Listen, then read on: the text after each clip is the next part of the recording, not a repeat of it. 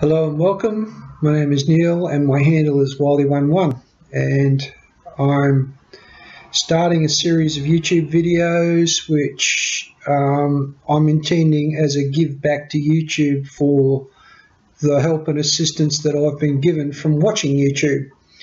So this is my little way of paying back. Bit of background, I'm 57 years old. My background is IT. Until about 7 years ago, when I made a decision to switch careers and go into electrical engineering. So I did a course at Griffith University, a double degree in IT and electrical engineering, and I now hold 2 degrees from that institution.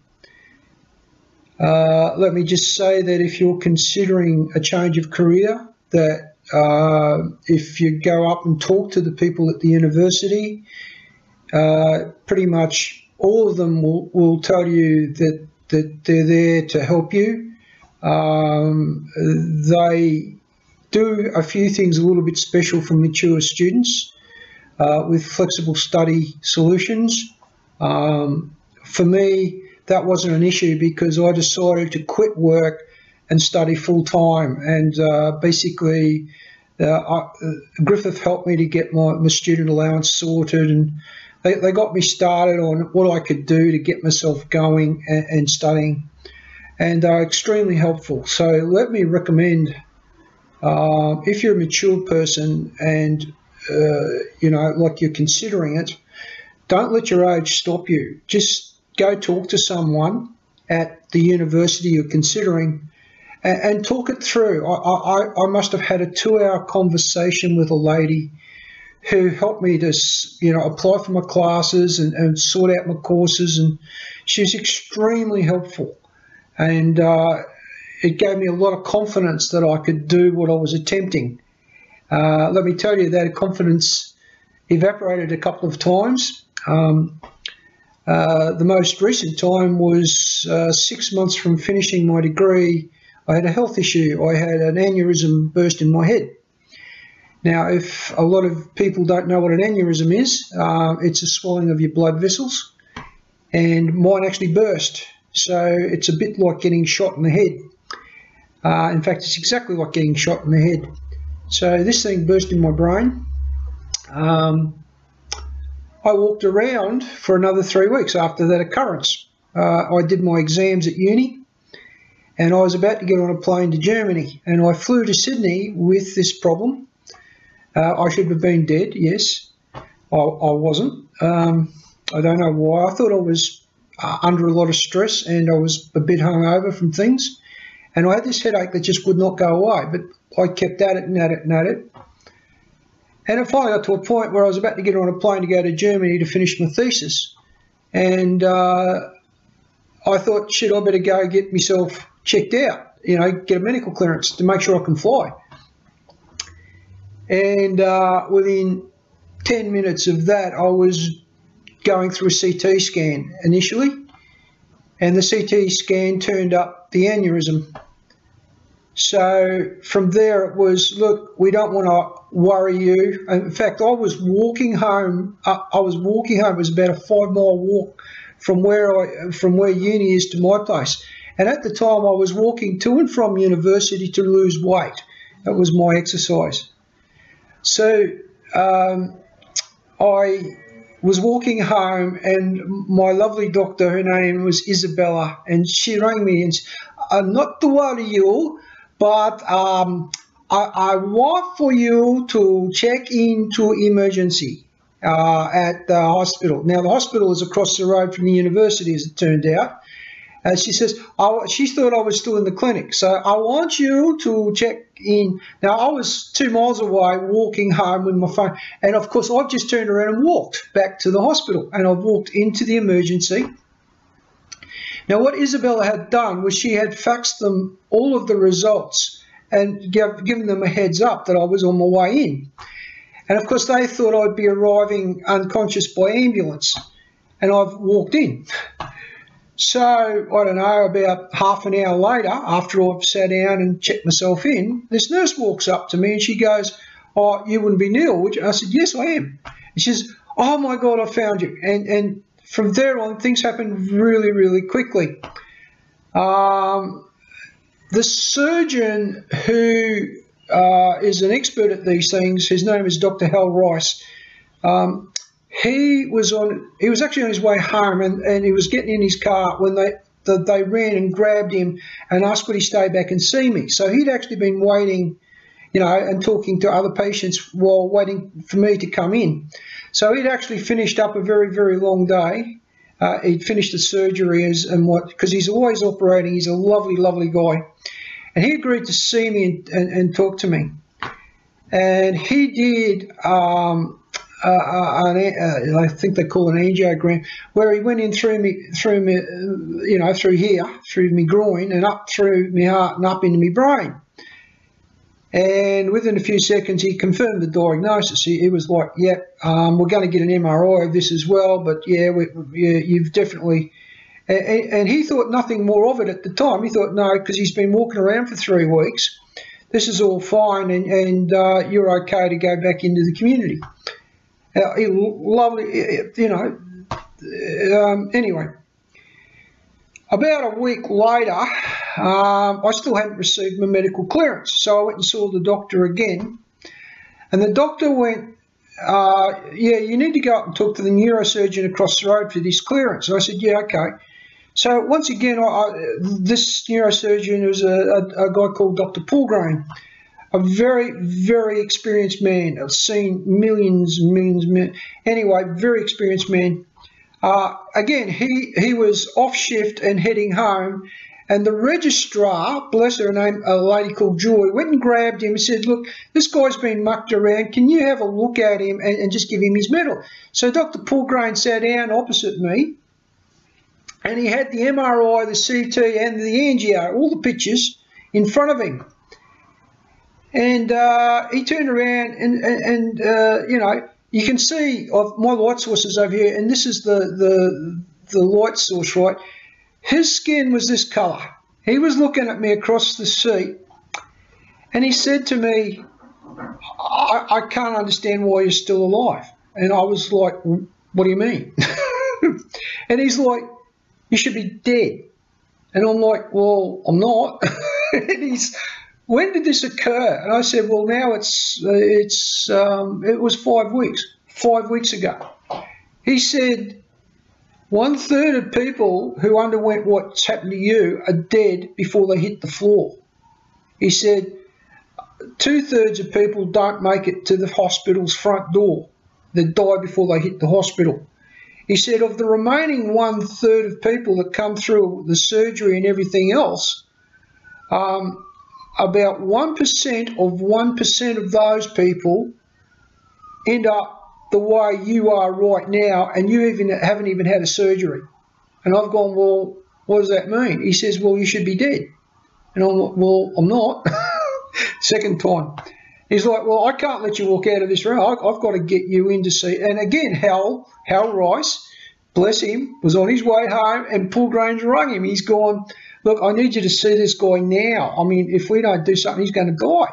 And I was like, "No, I'm not. I'm not going to die." And he's like, "Yeah, you are." So Hal, bless him, turned around, and within 5 minutes of that phone call, I was being prepped for surgery. And I died. I died on the table. And they brought me back. So there you go. And I can't say enough good things about those guys. All my beautiful doctors already. So my life changed. Germany went out the window. My career went out the window. Everything went out the window. All my plans, everything, for about the 5th time in my life. And that was in June 2016. It's now June 2018. I completed my degree. They gave me 6 months off, and I went through. I completed the degree. I got a credit. It's not a distinction, and I could have got distinctions. I'm pretty smart, but I'm not genius smart. I'm smart. But I got to credit. You have to excuse me. This is so much love I have for those guys.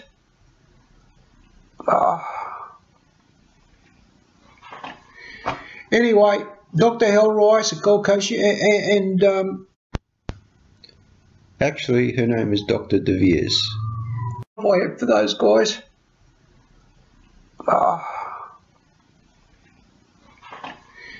Anyway, Dr. Hel Rice at Gold Coast, and he's got a partner. I can't for the life of me remember her name. It's a great team. They're training people to do this surgery. It's life-saving, and I can't say enough good things about that program or those people, or my doctor, or anybody that's involved in that. Oh my God, you know. I also want to talk about my wife. I've been with my wife since I was 16. I'm 57, so that's 41 years. There you go, there's the brain working. I'm 41 years in, and she's about to walk in through the door, and I'm about to stop and pause this and pick it up at another time. So 41 years I've been with her. She started as a girlfriend. She became my wife when on my 20th birthday I married her. So we were together 4 years, and I married her. We had a son 3 years later. He's our only child. And those people love me, and they've stuck by me. I've had some horrendous things happen. I've changed careers. I lost her home for a stupid decision in business. I'd lost everything. Part of that was this, I believe. You know, I don't know. I just wasn't thinking clearly. Anyway, all that aside, I lost her home on her. No reason she shouldn't have walked out 100 times, but she's there, and I love her and she loves me. And part of the reason I struggle and go on is because of her. And I'm going to keep swinging, keep in there swinging. So there's my background. I've got, I don't know, 40 odd years as an IT programmer, systems analyst, project manager, you name it, business owner, business failure, business owner again. Beekeeper, I like beekeeping, so I did that to get fit, and then I started bushwalking and walking and beekeeping. I've dropped 25 kilos since I started that process, and I'm continuing to drop it. I'm currently 110 kilos, so I've still got a long way to go, but I've got to take it easy. I can't go past the capabilities of me. And I've got to watch cholesterol, blood pressure. You know, the docs are on me like flies. But they're saying I'm a walking, talking miracle. And I am. And I'm ever so grateful to everybody involved. All right, so moving on. These videos are my way of giving back. So again, let me say that everything I say is as it is. I offer no warranties. I offer no acceptance of any liabilities. And the other lady is Dr. De Veers. See, there you go. When I'm not trying to think about it, it comes from. So Dr. De Veers and Dr. Hel Rice. I think it's Vivian De Veers and Hel Rice. They're running the program at the Gold Coast University Hospital. Saved my life, and not only brought me back, you know. So there's a whole bunch of people up there that I can't say enough good things about, and my own doctor. And now she's had to move because I'm no longer in uni. I can't go to the clinic at the university when I'm not a student, so I've had to change doctors, and I've got Dr. Hussain, and he's my local doctor. I went through a few doctors before I found him, and I'm really happy with him, and he does a fantastic job of getting on my case and making sure I'm doing the right thing. And I quite like the fact that he keeps me honest. So, you know, this is good. It's a good relationship. So there's a few things going on keeping me focused and on track. I'm focused and on track anyway because I want to make a success of all my work and all the efforts that I've put in. I'm safety conscious, so you can see here I've got a fire extinguisher, here I've got a fire blanket. So my work area is always clean, I'm methodical, I'm neat. I make sure I've got an idea of where I'm going, and if I don't have a very clear idea of what I'm doing, I tend to stop, step back, and assess what's going on. And that's a good work ethic. Let me encourage you to do that. I haven't got a high income. I'm not working. I haven't worked for over 7 years. I've been on a student allowance, and now I'm on an unemployment allowance because I don't get disability. I don't need it. I'm going to stop this. Okay, welcome back. Sorry about the break. What happened there was Leonie did indeed come home, and we had to go places and do things. So this is really the first opportunity I've had to get back and just finish up welcoming my viewers. I feel like Paul Hogan. Hey, viewers. Yeah, I'm nothing like Paul Hogan. Yeah. Anyway, you may hear me refer to Leonie as Mrs. Coyote from time to time. It's a nickname she picked up when I was Wile E. Coyote. I have a goal to put Wile E. Coyote into my past. It's something, I don't mind Wiley. That's fine. I am crafty and wily. I can put things together and do stuff, and that's fine. But I don't like the idea of failure. That to me is got to go. It's got to go somewhere else. It's going to be there, and I accept that that's going to happen. But I don't really want to associate with that thought. I'd like to think of myself as going from A to B, and knowing and planning exactly what's going on, and detouring this way or that way to account for circumstance or whatever. But you've got to have a plan. You've got to be focused on whatever it is you want to achieve. And if you've got that work ethic and that mentality, it really doesn't matter what's put in front of you. You're thinking about your family. You're thinking about your loved ones. And you've got to go forward. Oh, I'm tearing up again. God almighty. It's raw with me. It's raw with me that I failed so miserably, And it's been a year since I graduated, and I haven't got a job. And I haven't failed because I haven't stopped looking for a job. But by God, it's hard, You just want someone to give you a go. Anyway, all that aside, that's out there.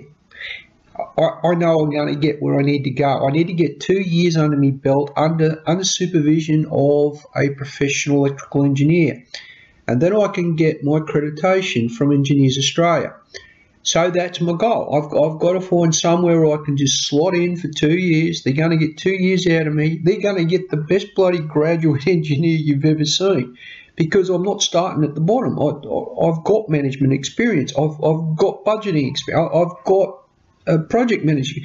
I've got all this experience, and I don't understand why someone hasn't gone, oh, that guy, holy crap, let's put him into a project somewhere. Let's get him going, because that's my goal. I want to get into a project and get into it and get the meat going, and just get moving forwards on that.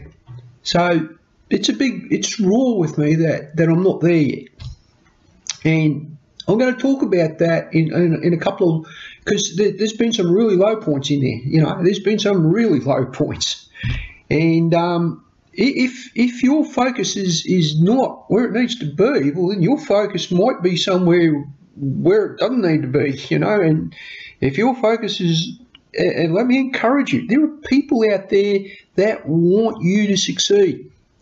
They want you to move forwards, and just like if you're trying to quit drugs, if you're trying to quit smoking, if you're trying to get a job, whatever it is, whatever that goal is, there are people around you that care enough about you to keep you going. Oh God, I'm tearing up again.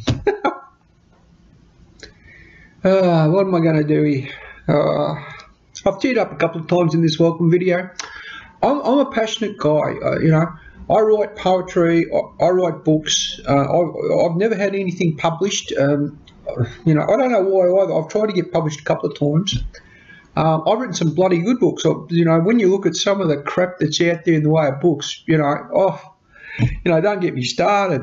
But I like Terry Pratchett and I like Douglas Adams, and I like action adventure stuff. So I like reading the Leonard Nimoy stuff.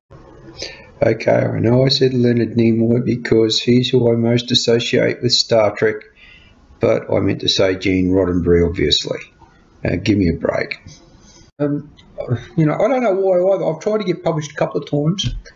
I've written some bloody good books. When you look at some of the crap that's out there in the way of books, don't get me started.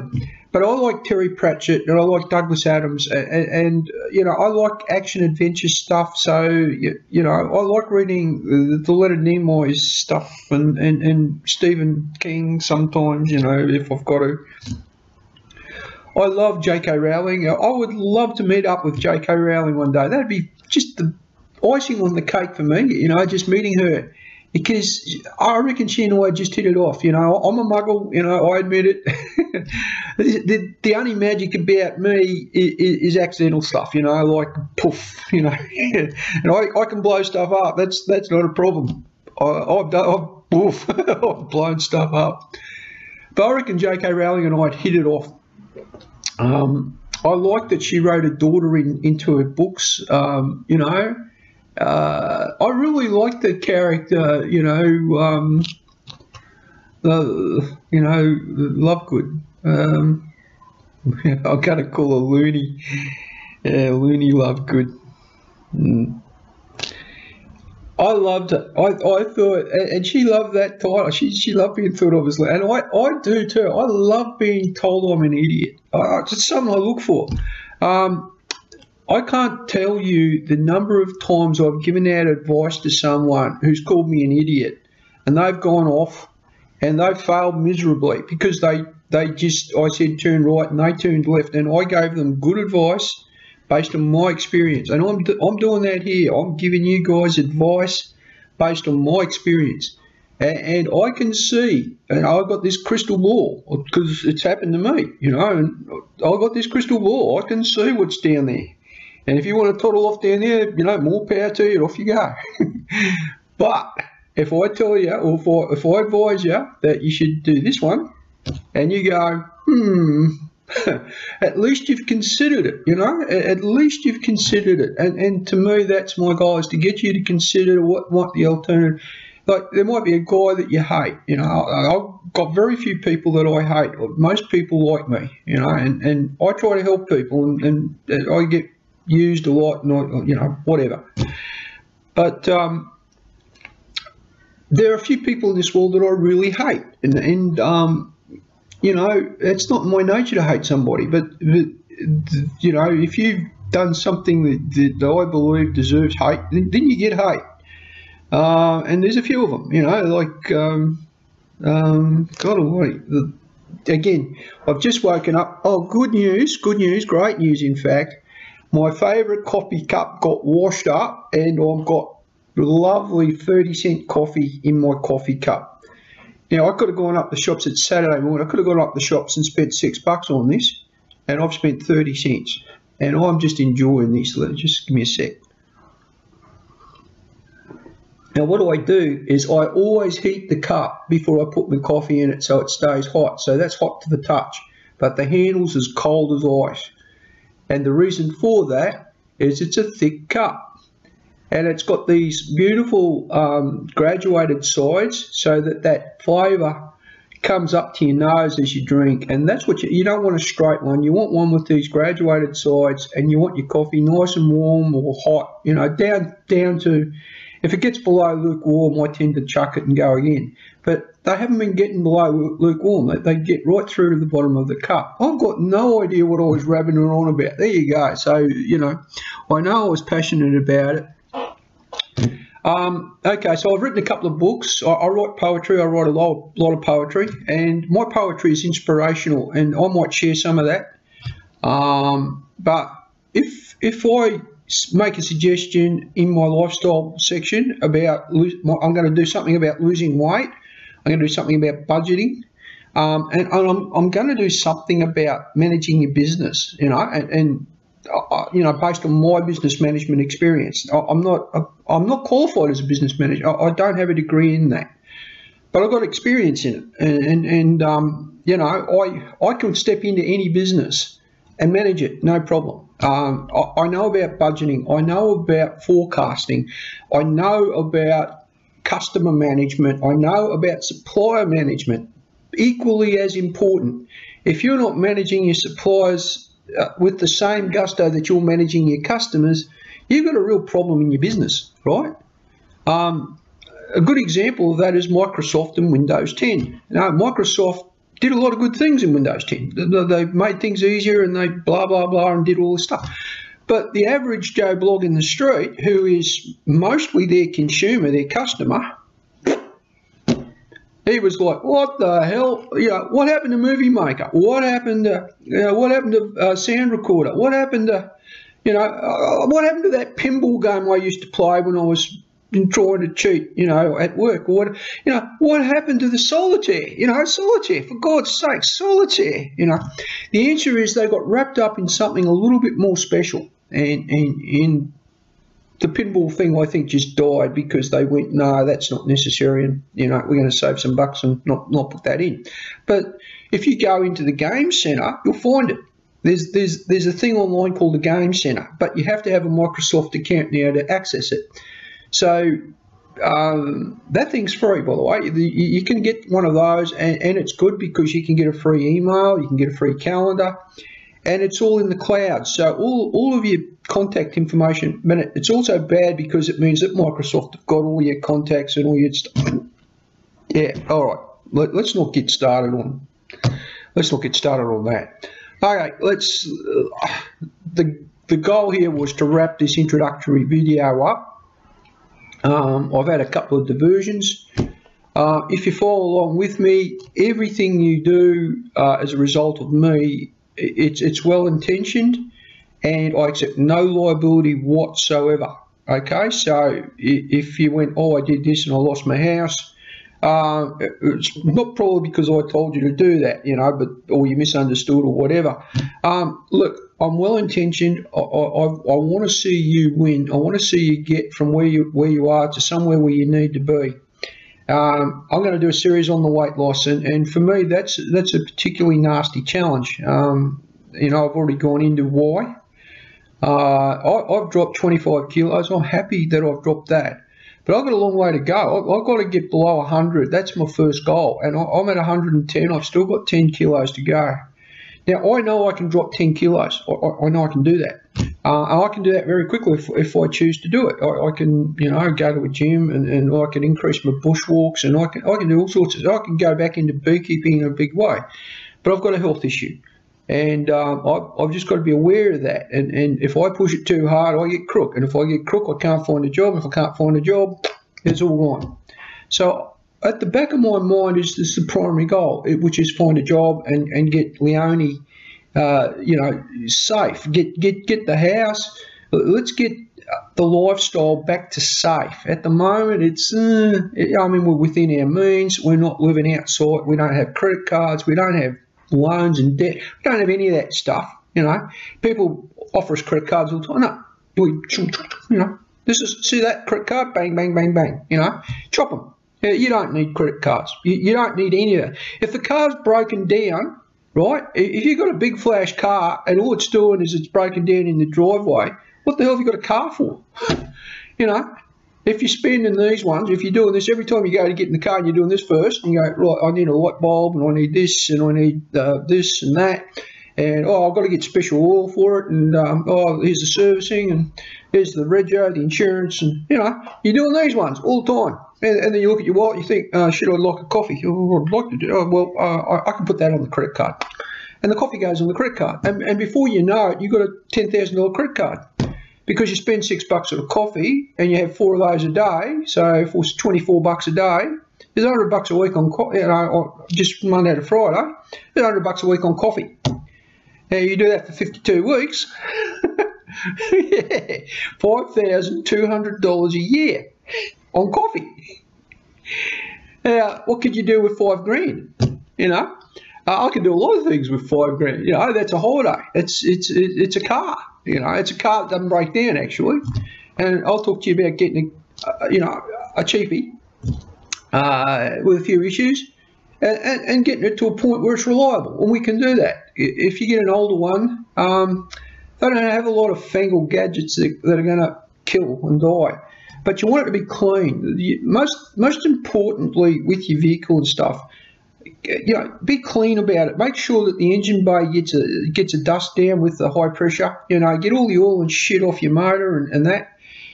Take it to the car lovers and use the engine degreaser in there, and then high pressure wash it off. You know, that's what I used to do is, and then once it's like that, just keep an eye on it, and then you can see if there's an oil leak somewhere. You can see it. You can see where some gasket is weeping, a front engine seal's blown, or a rear engine seal. You can see the oil coming out of it. And it's trivial to change either of those seals. You can pull off the bloody sump, and you can pull the gearbox back, and you can get in there, and you can change those seals out. And it's trivial. But, you know, if you don't know what you're doing, then it's not trivial. You've got to pay someone to do it. And even if you do pay someone to do it, it's trivial for them.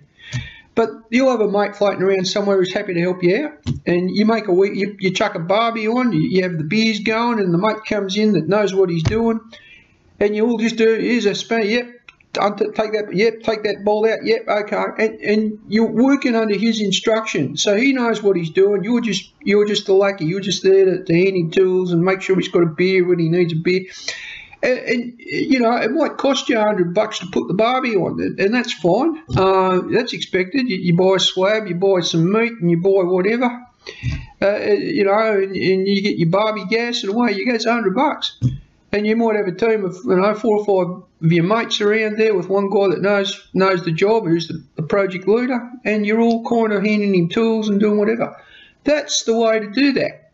And you got this old. It's an older car, but it's clean. You know, even if it's not clean when you get it, you can clean it. You know, and cleaning something changes your outlook on it straight. Like it was like Zoomy. When I got Zoomy, he was like you wouldn't have bought him. I got him for $200. That's what I paid. 200. I've got an invoice somewhere for him. I think I paid 230 Australian dollars at a reverse auction for him. And the first thing I did when I got him home was pull every panel off him, and I could see there were broken bits on the panels here and there and everywhere else, and they weren't fitting right. You know, some of the fairings were like this and some were like, he's a little 50cc thing, but his fairings were a bit sad. There were scratches, and you know, it was all sad, and there was shit everywhere. And then when I got in behind the engine cover cowl, it was just caked on dirt around the motor. You could not see the motor. There was just a layer of about half an inch thick of dirt that was caked onto this thing, and you couldn't get in there. You couldn't even get in there with a screwdriver. And what I did was I pressure washed all that shit off him. You know, I got all that done. The air filter had gone missing some years ago, so I knew I had a problem when small motors suck too much air or unfiltered air. All that dirt goes down and into your motor, and I knew I had a real problem in that motor, and I knew it was going to die at some point. But I rode it until it did die, and it actually died because it got some bad fuel, and I'll talk about bad fuel too. That's another thing I want to talk to you guys about. It cost me, I actually had a guy rebuild his motor that I trust, you know, and I paid for that. I don't mind spending money on Zoomy. He owes me nothing. Right, so if he needs a motor, you know, and it costs me $400 or $500 to get a motor for him, well, you know, that's going to happen. I'm going to get him a motor because I love him. All right, and he's over 20 years old. He's getting on for 20 years. I think he's a 2002 motorbike. Now he thinks he's a 900cc Ducati. You know, red. Yeah, I'm a red Italian machine. He thinks this is, and I'm like, nah, but I'm not going to tell him any different because that's why it's called Zoomy. He zooms around, and the number of times that I see people in their big flash cars and their air conditioning and all this crap going on sitting in the traffic, and they're going nowhere, and I just go, woof. And I can do 40 kilometres an hour just straight up the side, without too much trouble. I take it easy. I don't zoom, I don't do the full speed up the side of cars, because that's just asking for trouble. But I'll happily just, plot up, at least I'm going forwards. I'm going where I want to go. You're not going anywhere, because you're sitting there waiting for that idiot that blocked the intersection, because he didn't know that, there were too many cars in that bit of the intersection, and he's stuck out here somewhere and he's blocked you. And you can't go anywhere. Well, zoom he can. He can just go, ooh, there you go. And he doesn't have a problem with that. And I don't have a problem with zooming. I love him. I go everywhere on him. Okay. So this is me signing off for today. As I said, it's a Saturday morning now. I think I started this on Thursday, so it's been a while since I got into this welcome video. But I wanted it to be you getting to know me and establishing some trust. And if you don't trust the person giving you advice, you're never going to follow it. A lot of times I didn't trust advice I was given, but I followed it anyway because I paid the person that was giving me the advice. And I want to talk to you a little bit about when you pay someone for advice, just make sure that you're the person that's at interest. Like, the way you can often tell is whether they give you the advice if you don't pay them, right? But they still, like, if I didn't pay for that advice, would I still get the same advice? That's the measure. That's a good measure. So if I've gone somewhere, let's say I've paid a financial consultant for advice, and I've done that, and I got really bad advice from a financial consultant and lost a lot of money.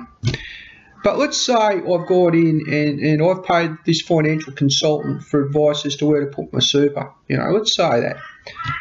Now, he's going like this. He's going, beauty, commission, here we come, And I'm like, you're not seeing that, you got these ones going on. But his eyes are like this. His eyes are all glazed over. They're all, whoa. Now, before I give that guy a dime, I'm like, nah.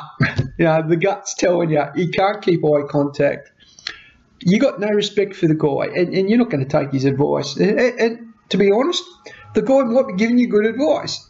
He might be telling you the right thing, but you're never going to believe him, all right? Because he's not thinking about you. He's thinking about beauty, a new car coming up, yay, That's what he's thinking about. He's not thinking about you. And you're right not to take his advice. You need to go through people until you find that one person that you connect with. And when you find that person, that's when you get this rapport going. You get, whether it's in business, whether it's in your personal life, whether it's your mates. There's some mates that I've got that I've had to go, because they've declared themselves my mate. I haven't actually gone, yeah, that's good. Now, the way I found out how many mates I had, and let me tell you this, I was in the hospital dying, right? I died in hospital. And after all that, do you know how many of my mates came to see me in hospital? One. I love him, right? It's Peter. Yeah, Peter. Now, let me tell you, if you need a building inspection done in Queensland or anywhere in Australia, Independent Inspections, Peter Greenham. There's a shout out to you, Pete. I love the guy. He helped me out when I was down. He came to see me in hospital. He was it. Of all the mates, of all my uni mates, of all my mates, all my family mates, everyone. I had, apart from my immediate family, who I love, my mum and my sister, and my wife and my son and his partner, the only person who came out of all my family that could have come, out of everybody, Peter, that was it. Yeah. Now, you really quickly realise who your mates are when that happens to you. You also realise when you're out in the street, it's like we lost our house because I chose to sell everything and pay people. We didn't lose it because I went into bankruptcy. Let me get that clear. I don't believe in bankruptcy. I believe in giving it a red hot go, and if you fail, well, you make sure that who you owe, you pay, right?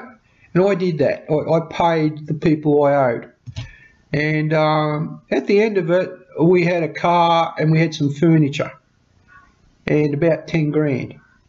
And I put the car and furniture into storage, took the grand cat 10 grand and said, come on, Leonie, we're going on holiday. And we blew the lot. We just went on holiday, blew it all. And we needed to do that, let me tell you. We were at a very low point. But when we came back, we had probably about $1,000 and some furniture and a car that we owned outright. And we had nowhere to live. And Peter came up and he said, well, look, I can give you a bit of a job where you can do some inspections for me.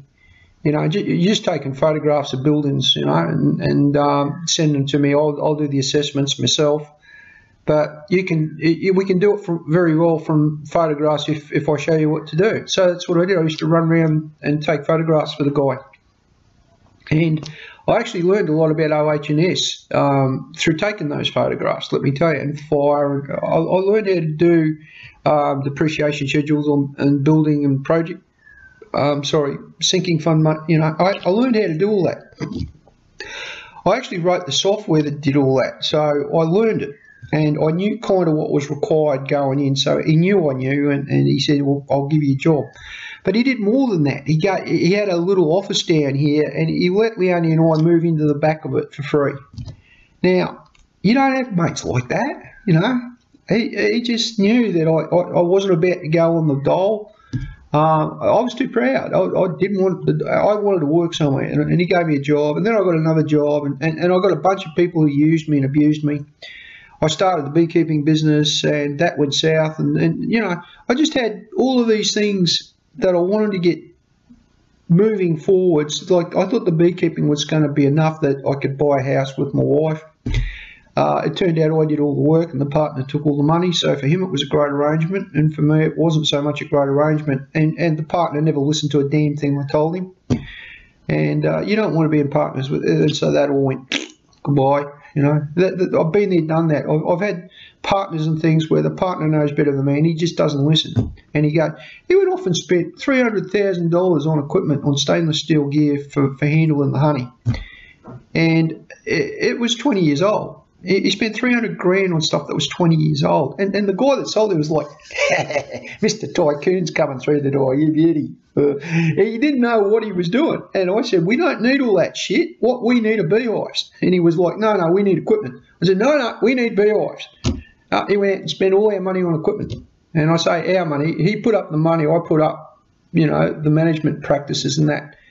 And he didn't listen to any management advice I gave him. It was like, I know how to manage a company, because he had 5 of them, right? And whenever you went somewhere, this thing had happened, and he'd be like, yeah. And he never just, I was like, grab that thing, and he was always on the phone. He never did, like if he did some work, he did 5-10 minutes, and I'd be lifting 160 kilograms of bee boxes and doing these ones all day. You're lifting boxes off, you're getting down to the queen, you're servicing the beehive, you're doing these ones, back on the hive. He'd be like, bleh. And it was like, well, what do I need him for? He doesn't listen, he spends all the money incorrectly.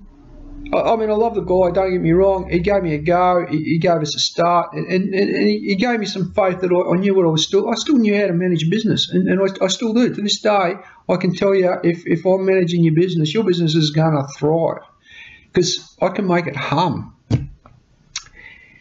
God almighty, I set out to say thank you for tuning in. This video is about you. You'll realise that I'll start to waffle and wander. And that's because, I'm a free thinker. I think outside the box. I definitely do. If you've ever been given this thing, you've got 9 dots, right? 9 dots in a square with one in, blah, blah, blah, and one in the middle. Make it. And what you've got to do is join up all 9 dots, right, with 4 straight lines without lifting your pencil. Now, see how long it takes you to solve that. And it took me about 3 seconds to solve it, if that.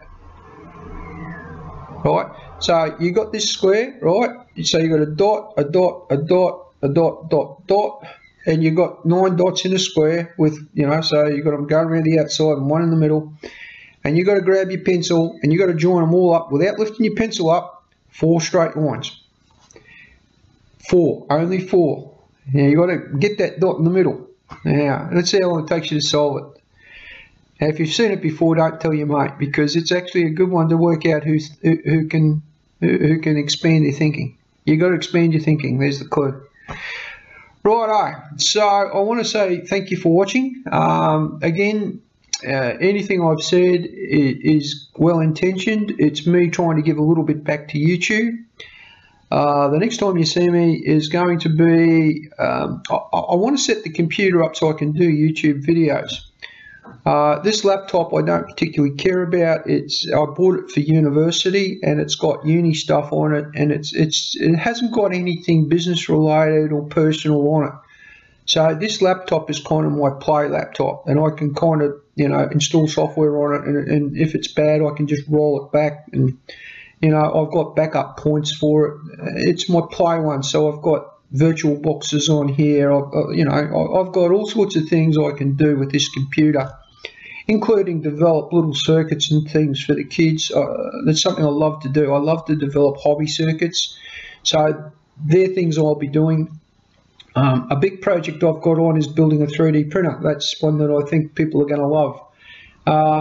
There is a plethora of stuff about building a 3D printer, and if you haven't done it, let me tell you. I set up a Facebook page called Frustrated 3D Printer Builders. It's in Facebook, and the first thing you're going to see is a photograph of a guy who's put a stick of dynamite on his printer and gone boom and blown it up because he's that frustrated with. It's amazing how much bad information there is out there on the internet. There's a lot of it, and anything that you're trying to achieve, and there's people that will represent themselves as experts, and I'm not doing that in any way, shape or form. I'm learning as I go. I've only been a qualified electrical engineer. I graduated 1 year ago. In fact, on the 24th of July in 2017 was when I graduated as an electrical engineer. Now, if I'm talking about IT, I know my shit. If I'm talking about computers, I pretty much know my shit. If I'm talking about electrical circuits, well then I'm talking about what I know about within the circuit. There'll be stuff I don't know about within the circuit, and I'll learn as I go. And so will you. And that's the way to do things. If you're following along, again, follow along at your own risk. I'm not an expert. I'm not an expert at financial advice. I'm just giving it to, whatever I've given based on my, I won't tell you invest in this fund or that fund or some other fund, because that's not what I do. I'm not going to tell you put your super here or take all your money, put it in this bank or anything like that. That's not what I'm about. I am going to tell you to take your money and chuck it in a bank. I'm going to do that, that's for sure. But I'm also going to tell you at some point in time, you need to take that money out away from the bank because they're not doing anything with it that's benefiting you. And you need to find some reliable investment counsel. And you take not all of the money, you take about a tenth of the money, and you put it there. And if it performs, then you take another tenth. And you don't ever take more than 50% of the money in the bank, ever. You leave 50% in the bank because you're going to get 2 or 3%, regardless. So you put it in one of their long-term deposit accounts, you'll get between 2 and 3% back for it, which is good money. And they'll take fees and shit out of it, and that's fine because you know that when you go to get it, it's going to be there. But the rest of it, if it's not earning at least 40 or 50%, and you can't draw that back and increase what's in, if it's not compounding in the investment, then you're in the wrong investment. And I can talk to you about compounding and why, you walk in to get a home loan and they say, well, our rate's 5%. You think, shit, 5%, I can do that in my head. But then you realise that there's a compounding factor on it, and 5% is more like 25%. And by the time you get to the end of a loan, you've actually probably borrowed 130 or 140% of what they loaned you. And you've paid back 140 or, you know, percent, you know, because there's a compounding factor that's doing these ones. And if you miss a payment, it does these ones. You don't ever want to miss a bank payment. Don't do it. Banks are horrible people. They've got no feelings whatsoever. I can tell you that from experience. And they don't need to have feelings. It's a contract. It's business. And banks are very, very business-like. And when you deal with a bank, you've got to be very, very business-like. You need to be aware that there are plenty of sharks swimming around in the pool. You know, and you're just a minnow. You're just doing these ones. And if you see a whole school of minnows and they're a bit safe, and you go, oh, beauty, I'll join up with them. And you swim around with them. And guess what? A whole bunch of them get eaten. And it's like, holy crap, what am I doing here? And you swim off, and the second you leave the school, you're fish food, right? Bang, something's going to gobble you up. So once you make a decision, and you got to commit to it, you got to go. You can't look at the shark eating this guy and that guy and that guy. You got to swim through it. You got to keep going. And that's a good analogy. It's right for life. Make good decisions. You know, the good decisions are the ones that go in here. You know, they're made from the heart. Whether it's the girl you're dating and, you know, you're not sure. Well, if it's not here, then you know, there's no point continuing the dating thing. It's got to be here. It's got to be there. You know, and I was lucky. I walked into my wife when I was 16. You know, bang, she was behind a counter, and I was on this side. And I just got up the gumption to ask her out to the movies one day. You know, I didn't want to come see a movie with her. I can even tell you the movie. It was Peter Sellers. It was The Revenge of the Pink Panther, The Return of the Pink Panther, or The Revenge of the Pink Panther. It was an amazing date because I didn't put a move on it. I wanted to see the movie. I love Peter Sellers. I wanted to see the movie, and I laughed myself, you know, almost to the point where I fell out of the chair. And she couldn't believe it, that this bloke had taken her out. You know, I was a bit of a looker. I had blonde hair down to here somewhere, and I was fit. I was one of the fittest young blokes you'd ever find anywhere. I used to do sailing, cross country, you name it. I used to do it. And, you know, I did hang gliding, all that stuff. I did all that. And she, I don't know what impressed her more, the fact that I hadn't put a move on her at all, or the fact that I'd laughed at Peter Sellers. I'm pretty sure she didn't like the fact that I laughed at me. She doesn't like it when I laugh like that anymore. I don't know why. At some point that will change, but every time I let rip a good belly laugh, she just gives me what for with it, and I just go, shut up. I'm going to let it rip. And I do. You know, there are times when you need to get a Peter Sellers movie and just forget about the rest of the world and have a good belly laugh, and I've done that. But I love it. You know, at the bottom line is a thing called love, and it doesn't matter what happens with family and what happens with this and that and money and everything else. If there's love, you know, it doesn't matter. You know, that's just stuff. Everything else is just stuff. You got to be focused on what's important and love. You know, like I used to have business deadlines, and she'd be up here and upset. Well, the business deadline would get shipped off to somebody else, and if they let stuff up, it'd wait till this was dealt with. You know, and if that client couldn't wait for that, well, that client could go somewhere else. You know, and people knew that about me, and I will always give her my top priority. That's, you know, she gets it, and she's earned it. You know, so there you go. All right, let's go back to saying goodbye. I'm going to have another sip. It's still hot. Look, the cup is still hot. One more time, and just in case you didn't get it the first 50 times I told you, anything you do in relation to any video that I put up ever, I accept no liability for. I accept no kind of responsibility for you are entirely at your own risk. And I will say that I think what I'll do is I'll set up an introduction. Hello and welcome back. Blah, blah, blah. You know, you're entirely at your own risk at the start of everything I do. And I'll just put that at the start, and then I know I'm covered. The big thing about YouTube is that it's kind of a deep pit. If you chuck something in there, it ain't coming out, right? It'll survive. So a word of caution, if you're thinking of posting YouTube stuff, I've put a lot of personal stuff into this, and I've done it deliberately to encourage you to listen to what I'm trying to tell you.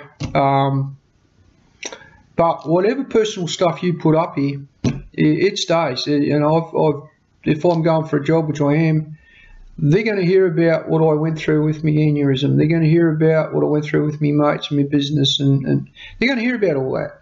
And that, you know, I think that that's okay. I want my employees to know what I've been through. I want them to know that here sits a dedicated guy, you know, that I can get from A to B despite all this stuff. I want you to know that as well. Like if you've approached me for whatever and I've given you a commitment to get it done, well, I'll get it done. You know, it's it might be 2 days later than I said I'd get it done, but I'll get it done. You know, and the reason for that is there's another priority, and she'll always come first, and she'll be the only thing that'll stop that, short of me falling over for some reason. And I don't even want to think about that thought. Okay. Right, so thanks for watching, and I'll see you probably once a week. I'll try to put something up. If she's come home, this is going off. I've told her that I'm doing it, so I'm not sure how she feels about it, because she kind of has heard lots of bad things about things going on the internet, and let's face it, lots of bad things do happen for people that put stuff on the internet. You know, because it hangs around. Once it's up there, it's up there, and this might get shared. It might get whatever. If you got a mate like Peter, you know, you're a very lucky bloke. Stick by him no matter what. He did it for you. You do it for him.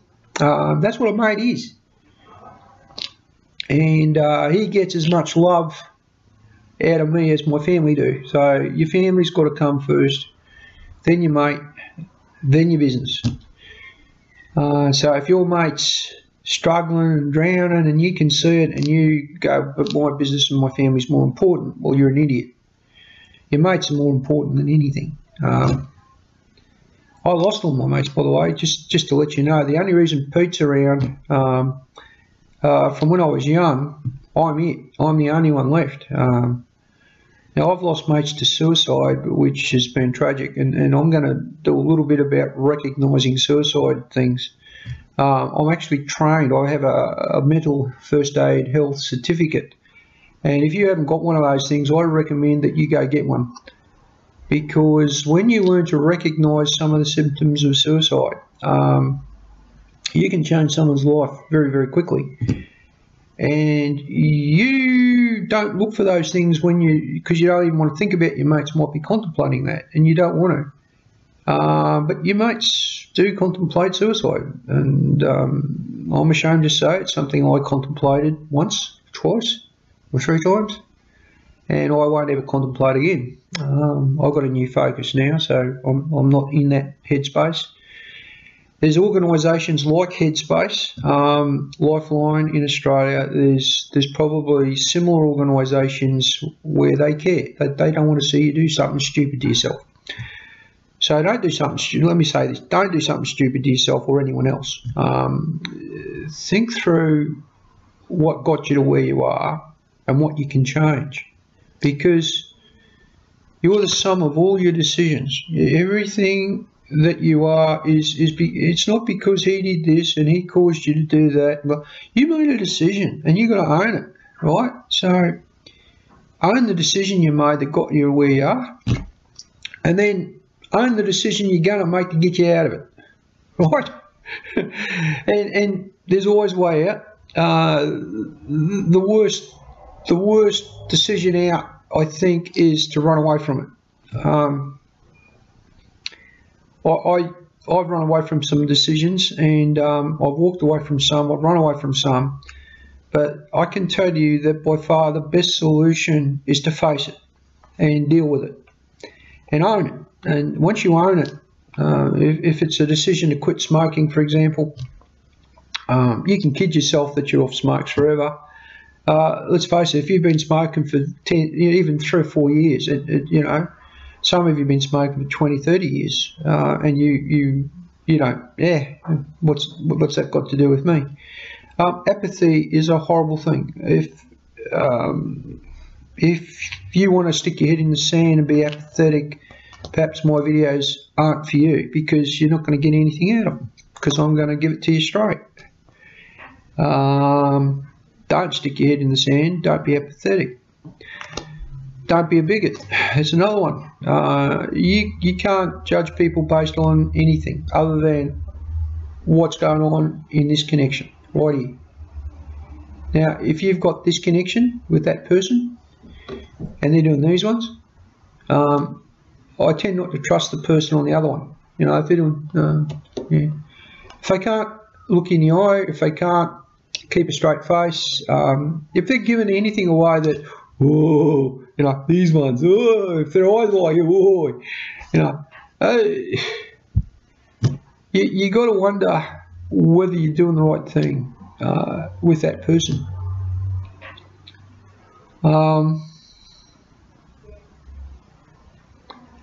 I really wanted to shut this off. I didn't want to give out too much in a welcome video, but I've given out, like, this is nearly 2 hours long. Take from it what works for you. Once a week I'm going to post something. So my first and immediate goal is to set this computer, this laptop up. So my next video will be about that, setting up this laptop so that I can use it for my YouTube stuff. And that's literally what, you know, set up of computers to use for YouTube is really what the topic should be called. And I went through some challenges and issues about stuff, and I've already done some research and whatnot, and I've probably invested about 40 hours because I've got the time to invest. Just trolling through Google and trolling through the internet and trying different things to see what works. And in my next video, which will be probably next week, I've got about 2 hours of me going from A to D to B to D to C to D. That's what it's going to happen is in the middle I'm going to start ranting and raving about whatever hit my head, and that's the way I am. I'll be working along normally, and I'll be talking about something, and again, take what I say as well-meaning advice. I'm not an expert, but I'm happy to share my experiences. And if you're a young bloke watching this, I encourage you not to make the mistakes that I made. If you're a young lady watching this, don't make the mistakes I made, because this lifestyle advice, if you're trying to lose weight and you're either a young bloke or a young lady, or even an old bloke or an old lady, or any kind of bloke or lady, if you're trying to lose weight, then what I'm going to tell you in here is going to help you, because it helped me. And that's my logic. And if it doesn't help you because you say, oh, I'm not like you, you know, just remember I had an aneurysm burst in my head. You know, there's nobody like me. There isn't anybody like me. Okay, so let's start with that. But I can tell you that if I can do it, then you can do it. And you know, if you want to set up a business, I'm going to do a session on that in my lifestyle part, about what you need to do to get started in business. And I've done it a couple of times, and I'm probably going to end up doing it again. If no one gives me a job by the end of this month, by the end of July, I'm actually going to be setting up a new business, and I've got something in mind, and I prefer to get the job, because a job is by far the easiest pathway for me to get from where I am to qualified electrical engineer over 2 years, being supervised by you know, a qualified electrical engineer. So if I can get from there to there for 2 years, and I can submit my paperwork and say yep, and they can tick it off, once I'm a qualified electrical engineer, that goal is met, and then the next thing is going to be, let's save the planet. And that's why I've gone into this. I wanted to get into renewables. I wanted to work with solar power and wind power, but I also wanted to work with engines, and I've got in my head a new engine that's going to be able to be retrofitted into every vehicle everywhere. So the petrol combustion engine, if you haven't realised it, it's on its way out the door for everything other than drag racing and petrol head enthusiasts. For anyone that's serious about their daily drive and just wanting to get from A to B, we're seeing the emergence of 50cc motorcycles and smaller motor and hybrid powers and all this sort of stuff. But they're still polluting. They're still putting smoke into our beautiful atmosphere. And as much as I love Zoomy, there are some times I'll go down the road and he runs a bit rich and you know, because the oil pump's a bit stuck or whatever it is, and he'll be blowing a bit of smoke, you know, and I look at that and I go, well, I need to get that oil pump fixed, and I get it fixed. I don't let him blow smoke. And he puts, you know, he puts his carbon monoxide into the atmosphere, but he don't put anywhere near the amount of carbon monoxide out that some of these other blokes are putting out, right?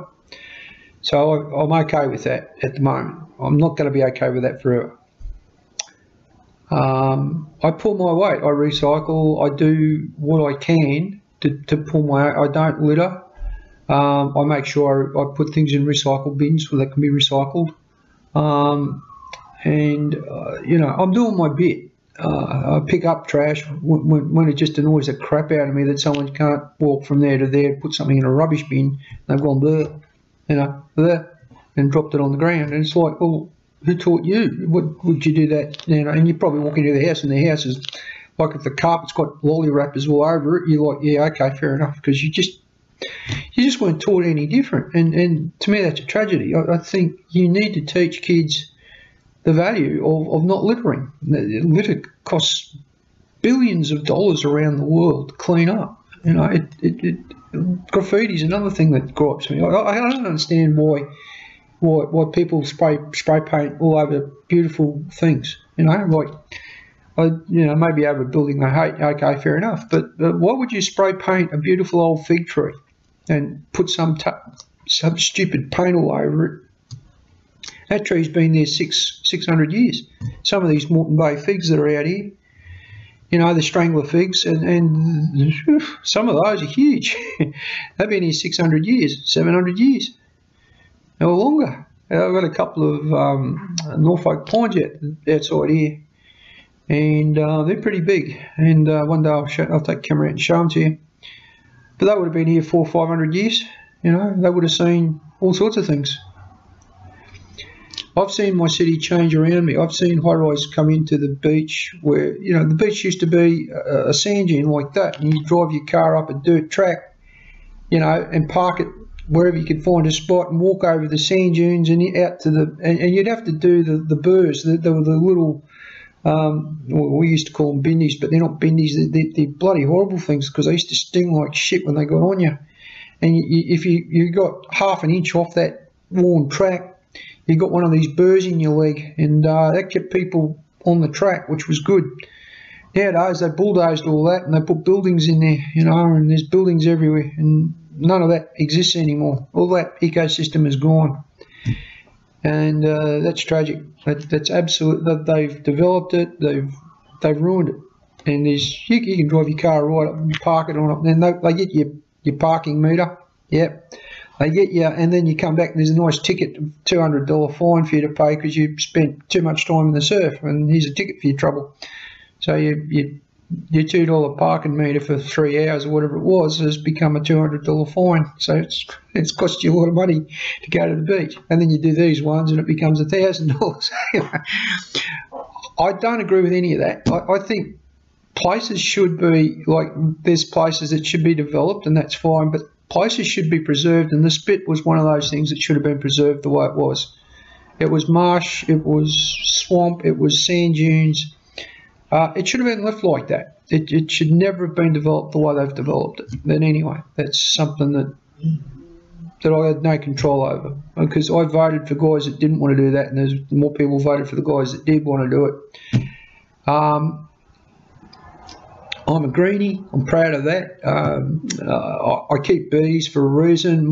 The bees that I have are introduced species, but they're now part of the environment and they're doing good things out there in the environment. So it was a successful introduction of a species. So the Caucasians that I have in my beehives, they do a lot of good. And so I've got no problem with keeping bees and maintaining beehives. But I don't add chemicals to my stuff. I don't treat my bees with chemicals. I don't have any pesticides in there.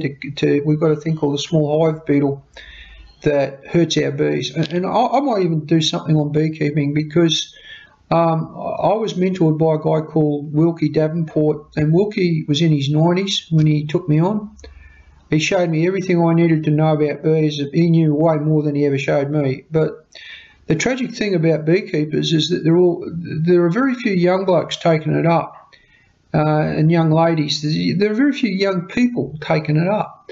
And so our population in Queensland, in southeast Queensland, of you know, sort of full-on beekeepers, are well above 80. Most of these, and a lot of the knowledge these guys have got in their heads going to die with them, and their kids aren't interested. So that's absolutely tragic, because they got a lot of knowledge, and you don't want to lose all that. So the fact that Wilkie passed a lot of that on to me, and I can set up a video and pass a lot of it on to whoever, that's a successful plan, and I should do that, and I will do that. I'll do a video on beekeeping. But the beautiful thing about beekeeping is you get the honey, and the honey you get when you don't touch your bees is a magical thing.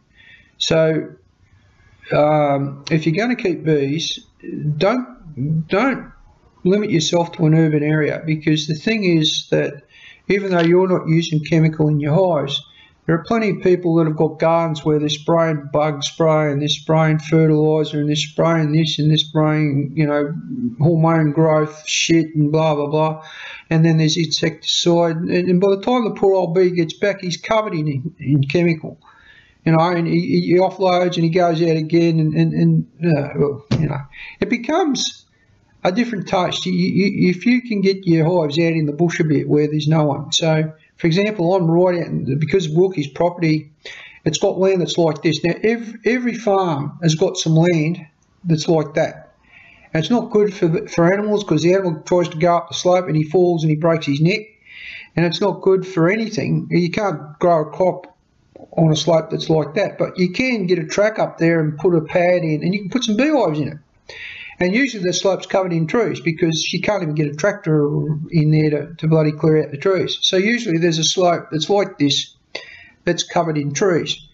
Now, if you've got a farmer who's an organic farmer, cool. You only need sort of a 3 to 4 kilometre radius of food around your bees, and then no chemical overspray from bloody cropcasters or God knows whatever else.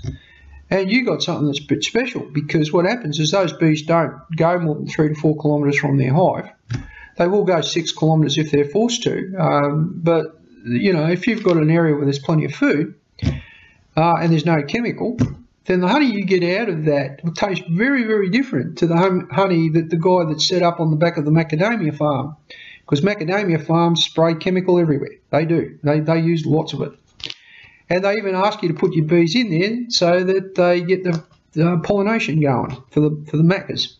And well, we've been asked, and I don't do it, but I think if I've got a pollination business, I've got pollination hives that I use for pollination, and I've got honey hives that I use for my honey, and I never mix them. I always, like, they're going to get covered in chemical, and they're going to get honey, and if you want to sell that honey, well, more power to you, but I wouldn't sell any of the honey that I got out of that. I just leave them alone, keep them healthy, and use that honey, let them feed themselves, because the honey that's in those hives will never be as good as the honey that's coming out of those ones, right? Ever. And the second you go whoop whoop, you'll taste the difference in the honey, because you'll get a taste for it, and you can go into the supermarket and you can buy the jarred honey in the supermarket, and I'm not going to say things about practices, but they heat that stuff. They go for taste consistency. They do all sorts of things to try to give you a flavour consistency.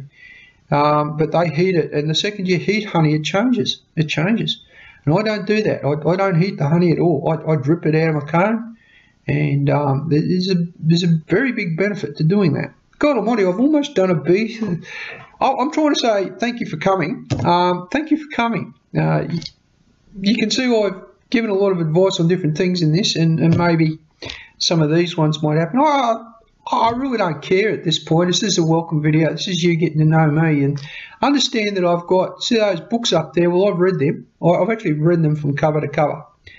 So I've got a lot of stuff in here. I read stuff for whatever reason. I've read stuff on motors. I've read stuff on, and when I read it, I understand what's going on. And when I get my hands on a motor, I know the bits, and I can fiddle and get something going and make it all happen. So I've been rabbiting on here for nearly an hour. I'm going to call it a day because I want to go out and do a project and record it. So the next project you'll see is me setting this laptop up for using with YouTube. So yeah, I'm just going to close this one off now and say thank you very much for coming. And my next video will be setting your computer up to use with YouTube. Okay.